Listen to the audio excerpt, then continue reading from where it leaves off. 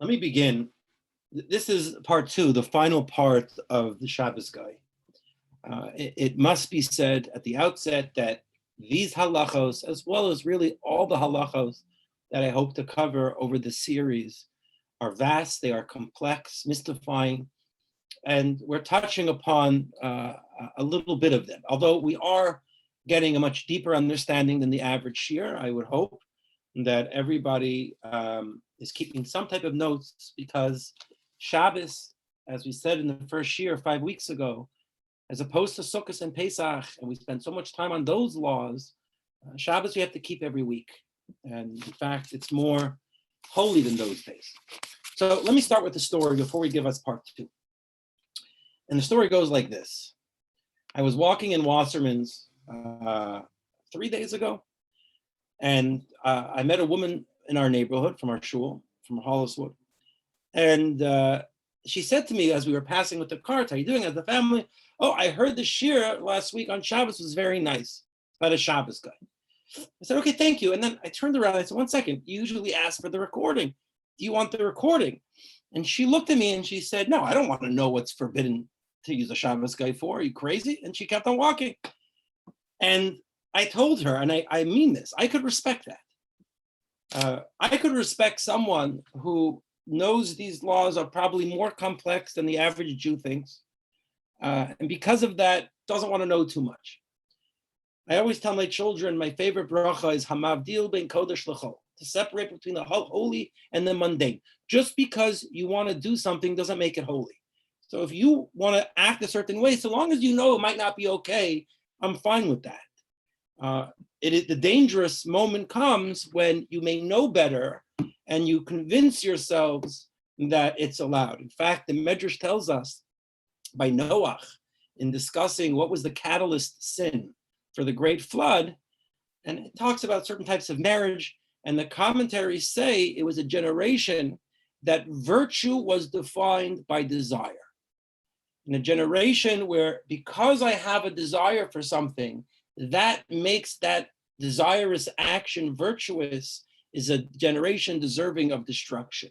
So we always have to separate in our mind what is right and what we do. Okay, so with this in mind, let us very briefly, in order to finalize part two, review what we discussed last week. So just give me a moment here. Okay, so last week we discussed the basic premise of Amir La'akum. A Shabbos Goy is a prohibition. The rabbis made a decree. Anything that is forbidden for a Jew to do, whether it's rabbinic or biblical, is forbidden to ask a non-Jew to do for them on Shabbos. And not only is it forbidden to ask, it's forbidden to benefit. Not only if you ask is it forbidden to benefit, but even if you do not ask, and it is apparent that the non-Jew turned on the light for you without even asking, you're not allowed to benefit from it. Pretty shocking for those who've never learned these halachos before. The concept of hinting is a myth. And then the second half of the shiur, we told you about some leniencies where it doesn't apply, where hinting may be allowed. We're not going to review it all here, but there are only 2 cases where hinting is allowed, derech shlila being one of them, to remove something, removing a light, turning off the heat, turning off the air conditioner, shutting a car door, enjoyment from a lack, an absence that they bring. You're allowed to ask beremiza, in a hint. Other than that, you can't ask at all. However, there are 5 or 6 cases where Amir La'akum and Shabbos Goy is permissible, and in those cases, you could ask directly. And for example, someone who is sick but not in danger, let's say you have strep throat, you don't have to hint. You could go directly to a non-Jew and say, "Go to the store for me. My money's on the wallet. My money's in my wallet. My car keys are by the door. Go take my car." So in fact, what I didn't mention last week is the leniency, the mistaken leniency that people think if you hint to a non-Jew, it's permissible to ask him to do anything. That's also a stringency, because there are times, in fact, the majority of times that you need a Shabbos Goy, most likely you could ask directly. Okay, so you could listen to last week's class. Anybody, we sent out, Baruch Hashem, 10 or 15 of those recordings over the past 6 days. Anybody wants a recording to review it, now's not the time. But those are the basic premises that I wanted to review right now. So I'm going to, tonight, we're going to discuss some of the practical applications. And by practical applications, we refer to nursing home care, full-time maid, and many other, we'll discuss common situations. So I'm going to open tonight with an application with Amazon. We live in a generation that literally everything is at our fingertips. That was always an expression, things at your fingertips. Today, things are literally at our fingertips. With the press of a button with our index finger, you click enter. Within 12 hours at times, if you live in New York City, you could get a delivery of something that you just ordered, be that at a supermarket or, of course, Amazon. Now, the halacha is, very important halacha, even though a mir la'akum is prohibited, you're allowed to send mail on Friday, even though the mailman is going to pick it up.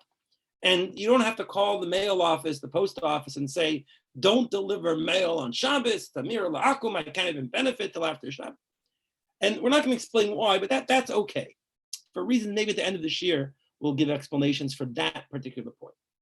But what if, and this is the more common case. So I go onto Amazon, I order a book, and I click order now. I didn't pay extra money for extra delivery. It's not Amazon Prime, so they're not doing extra work to make sure it comes at a certain date. If I do that on Friday, or Thursday for that matter, and it happens to come on Shabbos because they chose to do that, that's not my problem.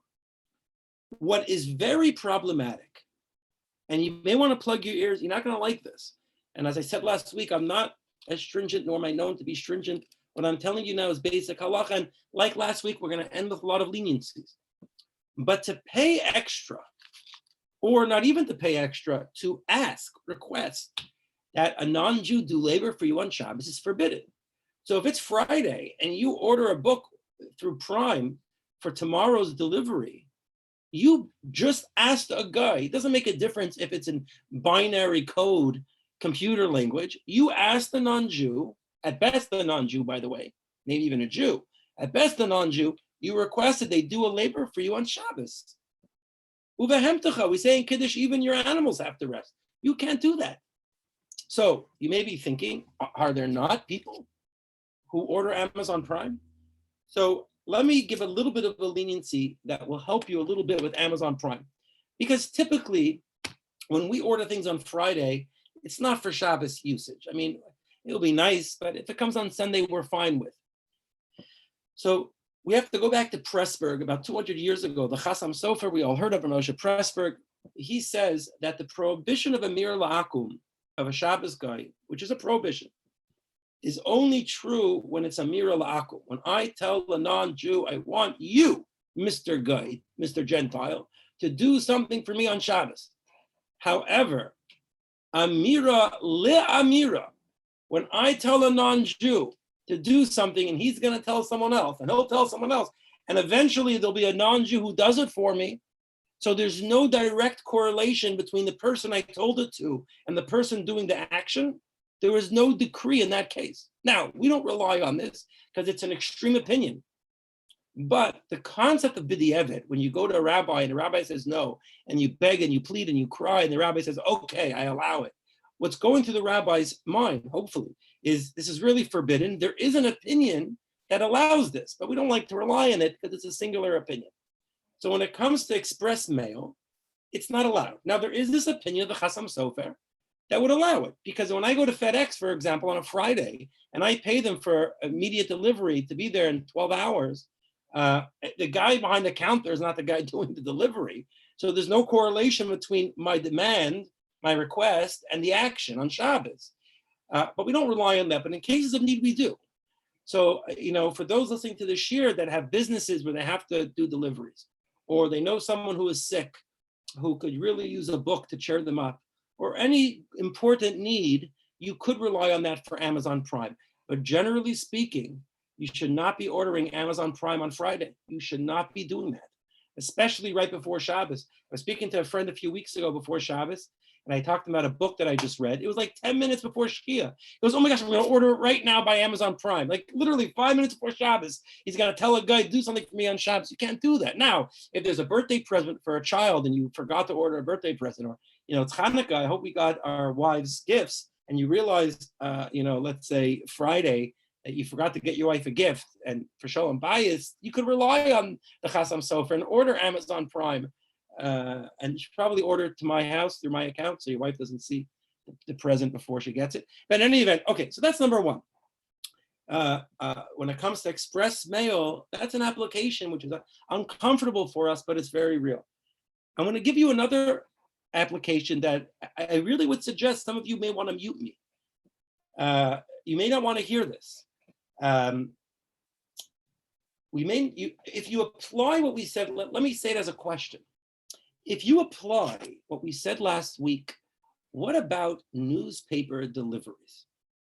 Now, it's one thing, and again, people like last week, you could talk to me, make your argument. It's one thing to say, when I order the New York Times or the Wall Street Journal, let's cover both sides of the political spectrum, and I order it for 7 days a week. If the New York Times, the Wall Street Journal, I think is only 6 days a week, and and there's no option, or because of a cheaper, the cheaper alternative is just to get it for 6 days, and one of those days it happens to be Shabbos, that I could hear a leniency for. But the Wall Street Journal gives you an option, and probably New York Times too, of just weekend papers. Am I correct that they still do that? You could just get the weekend editions. I think that's still true. Think about what you're doing. And again, I'm not saying it's forbidden. I mean, I am, but I'll give you opinions that disagree with me. Think about what you're doing. You're calling up a guy and saying, could you come to my house and mow my lawn every Shabbos at 5:30 in the morning? You would never do that. You would never do that. You come to my house and turn on my crock pot. Hopefully, you would never do that. In this case, it's even worse because you're paying them. So you're dealing with a whole other Shabbos issue. So I don't know what to tell people. When it comes to specific weekend delivery of newspapers that you're paying for, this was the one halacha that I was scared about. But, we don't lie. We don't censor when it comes to halacha. It's deeply problematic. What I would tell you is I'm not giving anybody a psak. I'm not saying that it's forbidden. I am telling you, if someone would ask me, I would say at the very least, don't read it till after Shabbos, meaning it's actually forbidden to read it on Shabbos. I wouldn't necessarily tell them to cancel the subscription. If they really wanted my honest answer, I would say you have to call them and say to cancel your weekend delivery.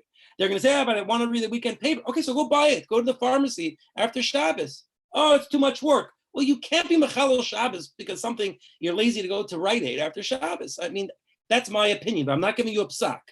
I'm telling you, speak to, I always tell people in the shul, the things that I'm strict about, I tell you so you don't have to ask me. Don't ask me about papers, but just know in your mind that you have a hurdle.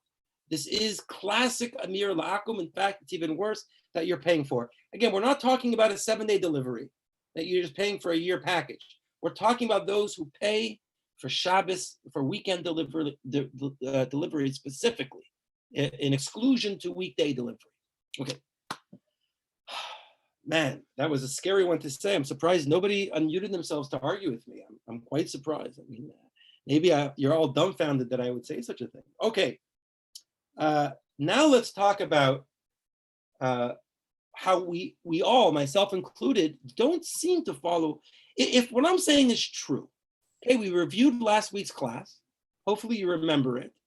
We showed you a few applications. They make sense, whether they bother you or not. They make logical sense to you. You have to wonder, well, hold on a second.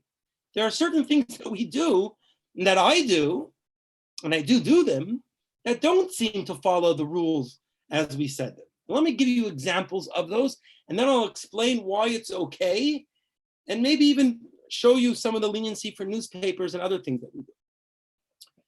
Right over here on 188 is Danny's Cleaners. I'm sure many of you, like myself, use Danny's Cleaners, and I'm sure many of you, like myself, only have time, and if time is loose, use that loosely, on Friday afternoon to pick up or drop off cleaning.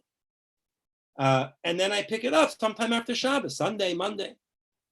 I mean, they're probably going to do it on Saturday, or at least it's a strong possibility.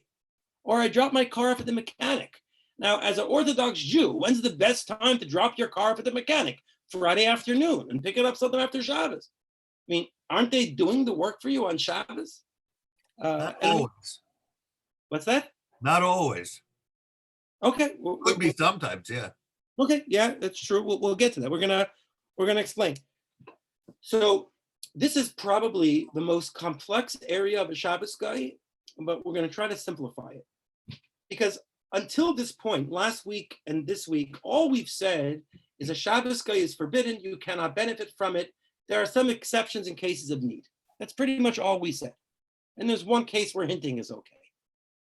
Now we're going to take it one step further. We're going to build a layer on top of that, which we haven't discussed yet. Aside for the prohibition of Emir La'akum, there's a prohibition of hiring people. Oh, let's even back up more. When you have a shul or a home, how do you know that your home wasn't built on Shabbos? I mean, how far do I have to go with Emir La'akum? I order a chair from a fancy schmancy artist, and he says it's going to take 2 weeks to build a chair. Do I have to tell him don't build it on Shabbos? If I'm building a business building, do I have to tell the contractors don't build it on Shabbos? Again, this week we're applying what we learned, and we know that it's not true. We don't want to tell contractors, generally speaking, we'll talk about cases that you do, not to do things on Shabbos. So for this is a little bit complex. Just hold your mind just for a moment. Again, it's worth it for the sake of the Kedusha of Shabbos, for those who haven't learned this yet, to learn this at least once. There are two types of workers. And this is plain Shulchan Aruch. These are Gemaras. There's no man behind the curtain here. This is basic halacha without any stringencies. There are two types of workers that we hire. Halacha divides them up under the following names: Schir Yom and Kablan or Kablanut. A Kablan is someone who you hire for a finished product. So, the example of a chair. Someone, make it a more common case, a shtender. There are people who make shtenders. So how much does a shtender cost? $200. It's a flat rate. I am paying for the finished product. Okay, that's called a kablan. Cleaners is a kablan, right? I pay $2 per shirt, or hopefully less. Or for a suit, you pay, I don't know, $11 to get a suit pressed. That's called a kablan. The other type of worker is called a schir yom. Schir yom means paid by the day, but it doesn't literally mean day. It could be by the hour, it could be by the minute, whatever the case may be. So, for example, a mechanic is actually a kablan, even though if you go nitty gritty into the bill, it will be $50 for time and labor and $60 for the break. But that's really, they have a price they advertise for breaks. How they break it up is their problem. I mean, the guy building you the chair or Danny's cleaner at $2 a shirt, he could also tell you how he got to that based on how much he's paying his hourly workers. But those are all kablanim. Anytime there's a flat rate, that is a kablan. Anybody who gets paid per time is schir yom. So let's try to apply this to the real world. When I lived in Buffalo, there was always a gamble in the beginning of the winter, because you would hire snowplows. You don't live in Buffalo and don't hire a snowplow. There are two ways you could order a snowplow in Buffalo. You can do a kablan, meaning pay me $400 for the winter, flat fee. Now, if it's a high snow winter, you got a great deal. The other way to order him is to do it schir yom, meaning for each time I come to your house, it's $35. So if it's that's a great deal to do if there's very little snow. So you have to read the farmer's almanac before the winter to figure out, should you order a kablan snowplow or a schir yom snowplow? What's going to be better for you? But how does this apply for Shabbos? In order to have a guy do work for you on Shabbos, meaning whether it's Amazon Prime, whether it's a gardener, whether it's window cleaning, whether it's a mechanic, cleaners, dry cleaners, in order for them to be able to do that, for you to drop it off, and there's a real potentiality that they're going to do it on Shabbos, or they're building you a business, somewhere in the boondocks, the first rule is they have to be a kablan. So they're getting paid for the finished product. So a mechanic already has that working for him. I'm allowed to drop a car off by the mechanic. He's a kabbalah. But in order for so a schir yom is never allowed. You're never allowed to hire someone to work for you on Shabbos that you pay per hour. By the way, that's even true about a rabbi. A rabbi can't work on Shabbos being paid for Shabbos. When you have a scholar in a residence, this has always been a problem of mine, that when it's just for Shabbos, it's a problem. You have to pay them a little bit for something that's not on Shabbos. But that's a different discussion. Okay, so a mechanic is a kabbalah until you're allowed to drop it off on Friday. You've accomplished part one, meaning if Danny's Cleaners charge you per the hour, if they came up with a sale, drop off as many shirts as you want, and as many as we can do in an hour is $10. If they ever did that, you cannot drop off your stuff on Friday. Or you could drop it off on Friday, but you have to make them sign a paper. They're not going to work for it on Shabbos. Exactly. Or you could drop it off on Monday and pick it up on Friday. So the fact that they're a kabbalah is not a small matter. Because what we're doing this week is trying to see, we're proving the halacha. We're looking at what the nation does, and you'll see what our nation is doing is subconsciously, through prodding from rabbis and pushing from education and from our parents and our own knowledge, we're following these laws. So that's step one. But here are some other rules. So let's say it's a dry cleaner. So you got off there a kabbalah. But that doesn't mean you still have another rule you have to follow. You cannot ask them to do it on Shabbos or force them to do it on Shabbos. In other words, I can't go over to Danny's Cleaners 5 minutes before Shkia and say, when is it going to be ready? And they say tomorrow night. I say, great, because I need to pick it up the second the sun goes down. If I do that, they basically have no choice but to do it on Shabbos. No, technically, I guess in 5 minutes they could clean a shirt. So maybe a mechanic is a better answer. If your car needs 3 hours of work, you better give them a 3-hour window before and after Shabbos before you pick it up. Because what you want to happen here, not only are they a kabbalah, it's their choice. They're choosing to do it on Shabbos. It's not my choice. Okay. Number 3. So again, they have to be a kabbalah. You can't force them to do it on Shabbos or ask. Number 3, they can't do it in your house. That or do it in public. When I say do it in public, they can't be doing it where anybody you can walk by Danny's Cleaners, and Danny's Cleaner on Saturday morning, and there's a big sign, I'm doing the Taub shirts now. If they did that, it's a no-go. It can't be public that they're doing it. It can't be a publicized event. This is or your own home.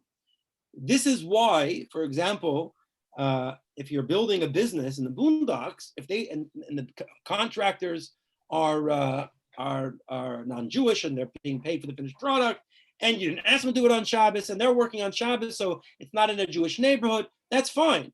But that's why nobody here has gardeners come for Shabbos. Happens to be the gardeners still come to me for Shabbos. I yell at them not to come, but they come. When you Shabbos them over the summer, I woke up by the gardeners, and I wasn't upset that they woke me up. I was upset people are going to think you're allowed to do this on Shabbos.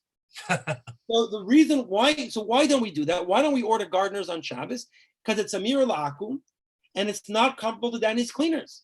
Either because they're not paying for the finished product, maybe they're being paid for each time they come. That makes it automatically forbidden.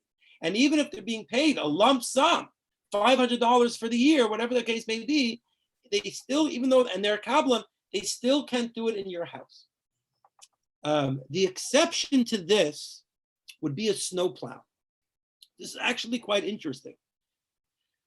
Could anybody guess why a snowplow may be allowed if they're a kabbalah, meaning you're paying them for the season, a flat rate? Why would they be allowed to come on Shabbos as opposed to a gardener? Can anybody figure out what the difference is? Think carefully. Sakana. Yeah, sakana. If it's a sakana, then you can do it yourself. Oh yeah. If it's a sakana, sure. But you can't call it a sakana. Don't leave your house. Sakana doesn't mean, I want to, I don't know, do something on Shabbos, but in order to do it, I could break my neck. So I'm gonna get the rabbi to put in the plug for me. No, don't. If it's a sakana, leave your house. Don't leave your house. Don't be machal Shabbos. Maybe. I'm playing devil's advocate. If you can do it, Kal v'chomer Goy could do it. Oh, so you're saying you could plow your snow on Shabbos? That's a huge chiddush. I mean, I would say better to stay home than Mechal Shabbos. I'll give you another reason why it's allowed. Gardening is forbidden on Shabbos. Cutting grass is forbidden. But is it forbidden to shovel snow? If shoveling snow is permissible on Shabbos, technically speaking, then the fact that a non-Jew is doing it in a forbidden way is not my problem. Like someone who will talk about, if you tell your housekeeper to wash dishes, now they could wash with cold water. It may take them an hour, but they could. If they choose to do a permissible act in a forbidden way, not my problem. So gardening is an inherent amir lakum, because the only way to do it is in a prohibited way. Whereas snow plow, believe it or not, shoveling snow on Shabbos is not forbidden. I wouldn't do too much, to clear your walkway is fine. Putting salt down on ice is allowed on Shabbos, believe it or not. So if you have a guy who's a kablan, he's being paid for the season, and he chooses to come on Saturday, you didn't ask him to, even though it's in public, is fine, according to some, not all. It's fine because that's his choice, and he's doing it in a forbidden way. That was his choice as well. Okay, so I just want to review basically what we just said so far. I know it's a little bit confusing. Although mail is allowed for a number of reasons, we're not going into why. Amazon Prime is essentially asking a non-Jew to do something for you and paying them for it. It should be avoided, but in case of need, it's allowed. As for other times we hire non-Jews and they do work for us on Shabbos, or possibly they're going to do work for us on Shabbos, that would be allowed, like Danny's cleaners, like mechanic, that would be allowed on the following conditions. They are a kablan, lump sum being paid. They're not being asked or forced to do it on Shabbos, and it's not done in public or by your home. And that's why we don't have roofers come on Shabbos or gardeners come on Shabbos. Again, if there's a case of major need, speak to a rav. But you see now, you all knew these stringencies. Like everybody knew you don't have a gardener come on Shabbos. And that's because of the past two classes. And now, for the moment, I think a lot of people have been waiting for, which is really going to be the end of the shiur. I'm going to share my screen for a moment. We are going to discuss a cleaning lady. Okay, so by the way, this is a test. This is my one of my tests on the laws of the past 2 weeks. So here's the answer key. When it's usher to ask, you're allowed to ask, but only to do with the rabbanan. You're allowed to ask for everything. You only ask in a hint. And there's like 8 cases, and you have to get all of them right. Otherwise, it's the whole question 19, you lose. But okay, but that's not what I want to show you. What I wanted to show you is, this is an article that I published in a newspaper called the Muncie View. They requested this. I did not choose. I would never thrust this topic on anybody other than our shul. Cleaning help on Shabbos, a quick primer. That's what they requested. And if anybody wants to see this, a copy, because what we're saying, it might be a little bit complex. This gives you everything you need to know about a full-time maid and many other things. So the article opens up. I'm going to stop sharing. The article opens up again. If you want to see it, just let me know. If you want a copy of it, let me know, and I'll send it to you. Just give me a second. Okay, so the first thing everybody needs to know relating to help on Shabbos, because now you spent an hour and 25 minutes learning these halachos over the past 2 weeks. And maybe you're confused, maybe you've memorized it all. Maybe my goal is that you know enough to ask a question, which is wonderful, which you're in the highest percentile of Orthodox Jews. But you may be thinking, what's the point of having help in your house on Shabbos? You can't even benefit, even if you don't ask. So do I gain anything with cleaning help? So let me teach you a few things. First thing I want to teach is so important. It's a halacha that's not very well known, not very known at all. If let's say I have full-time help in my house, you cannot come over to my house and say, let's say Saturday morning, and say, do you use your cleaning lady from 9 to 10? And I say, no. Do you mind if I take her from 9 to 10? And you go over to my cleaning lady and you say, do you mind if I hire you? I can't pay you on Shabbos, but I'll pay after Shabbos. You're not, on Shabbos, you're not allowed to hire anybody. That is a very important halacha. Okay, you cannot hire help on Shabbos itself. You could borrow someone's cleaning lady to come to your house on Shabbos, but you can't discuss money. That's an important halacha number one. Important halacha number two is a non-Jew is not allowed to come into your house to take something of yours and leave with it. This is a Mishnah. For example, you may want to plug your ears. When Halloween comes out on Friday night, so you know what we do in my house? We keep the candy on the balcony and they take it themselves. Because a non-Jew cannot come into your home on Shabbos, take something of the Jews and leave for reasons that are beyond the scope of our discussion tonight. But that's a halacha which people go through a lifetime of keeping Shabbos, of davening, of having a relationship with Hashem and his people and never knowing. So it's important to teach. Now, to a cleaning lady. A cleaning lady obviously is no different than any other Gentile. It's not like the rabbi said, to save Shabbos, we're going to create the law of Amir al-Akum. But if you want to work around, go get someone who lives in your house. What? That makes no sense. A non-Jew is a non-Jew is a non-Jew. So what benefit is there to have someone Shabbos help at home? There happens to be a lot. Let me give you a few of them. So first of all, let me just say, a non-Jew who drives to your house on Shabbos is fine. It's not your choice. She could take the bus. She could walk. I mean, I didn't ask her to take a car. Anything that they do that they could have done in a permissible way, and they do it in a forbidden way, that's very important. They could have done it in a permissible way, but they do it in a forbidden way, that's not your problem. So for example, you go to Israel, you're staying in one of the hotels, the plaza, and the guy comes to your table on Shabbos and he says, would you like duck or meat or chicken? And you say chicken. He writes down, why would you say chicken, by the way? But okay, you said chicken. And he writes down chicken. Oh, it's Amir Lakum. No, if he wants to do that for his own memory, it's not my problem. It's not my problem. So again, I want to repeat that. Anything a house help does that they could have done permissible, we're going to get back to that, but they're doing it in a forbidden way, is fine. What's another example of that? We mentioned washing dishes. If they want to wash dishes with hot water, not my problem. I told them to wash the dishes. I've washed with cold water. In fact, I do that. I don't have help at home, so I do it every Shabbos with cold water. I know it's possible.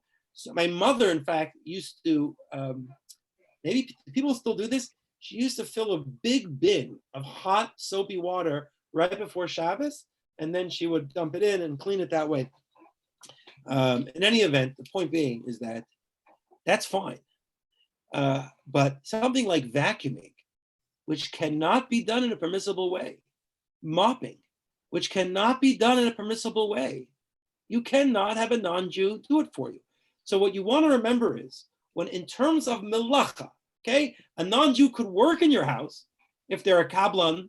They could do non-malacha labor, right? They could clean up the Legos. You could ask them directly. It's not a malacha.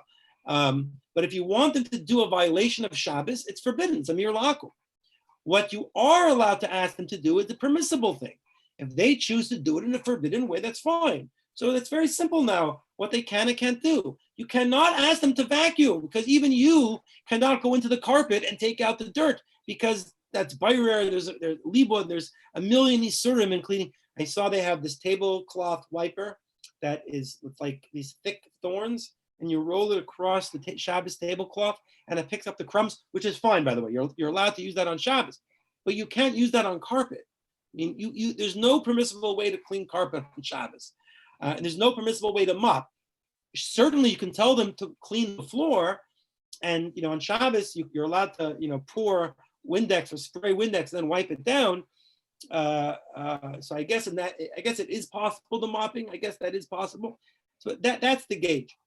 Now, you still may be thinking, well, so is there no difference in the laws of Amir Lakum between a housekeeper and a non-housekeeper?